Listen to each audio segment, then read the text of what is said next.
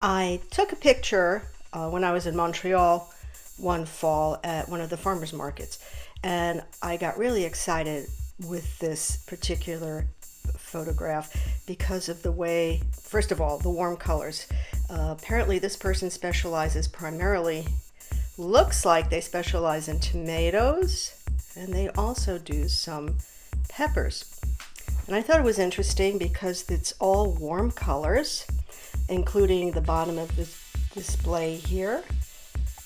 The peppers are red, orange, and yellow, a little bit of green, and so are the tomatoes. They're red, orange, yellow, a little bit of green here and there with the tomato and the cases, the plastic cartons that the tomatoes are in.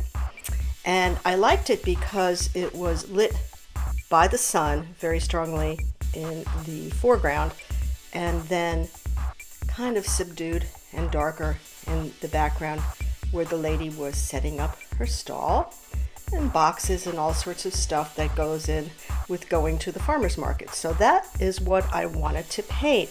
So what I did was, and let me pan over here, I did a really rough study on watercolor paper, and I sketched it in roughly. And I don't like it, but it's still a really good exercise for me so I can see where the problems are. All this fruit is overwhelming, but it's nothing that I can't handle. The mixture is a alizarin crimson and a lemon yellow and some orange yellow too, cadmium orange yellow or yellow orange, depending on your point of view. I also put in some purple for some of the darker passages in the baskets of tomatoes. And sometimes when you do get tomatoes, if you get heirloom tomatoes at the farmer's market, you will find some of them are actually purple, especially the little cherry tomatoes. A lot of lemon yellow here with what I think, I'm going to pan over, what I think are other tomatoes, yellow tomatoes. I don't think it's fruit, although these orange pieces of produce here, I think they're also tomatoes.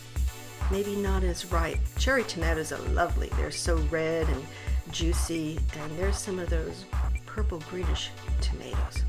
And you've seen all sorts of varieties, I'm sure, in the supermarket. And then there's a basket here of what I believe are peppers. And again, this is a really rough study, trying to see what I want to add and what I want to take away. The problem I ran into is I can get her sketch much better. I'm not a figurative drawer per se, but I can do the human figure. So again, this is just almost a rough watercolor study.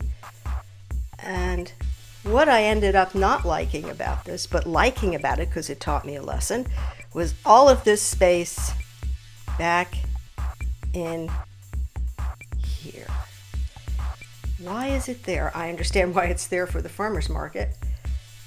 It's all these boxes and everything, her setup area. But is it really necessary for this particular piece? And I liked it, but I don't like it. And maybe it would work better if I took the figure and moved her more here, covering those boxes and bushels of things in the background. I don't mind the boxes and the diffused colors back there, but it's awfully busy. So I'm having second thoughts about how I'm going to handle this. The backlighting is interesting. The sunlight on the produce is what really got me. So how do we make this more effective instead of having this really odd conversation? And I'll be honest with you, I went into this knowing it was not going to work. And yeah, it didn't quite work. So when you look at your compositions and when you look at your paintings, one thing I've learned over the years, don't always paint exactly what's on the photograph.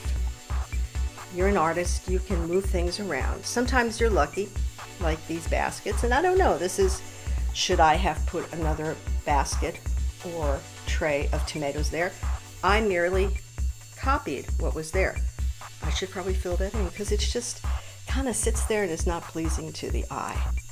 I like how the bags of produce came out here, very light, very expressionistic, very fresh. Again, not a perfect painting, but again, this is a study, and this is why I always say do studies, practice. If you like something, keep it. If you don't like it, take it out. Don't always paint exactly what you see in the photograph. Experiment. Before you put your brush onto that expensive paper, practice a little bit on something less expensive. Thanks for watching. I hope you picked up some tips for this. And remember, above all, just keep practicing.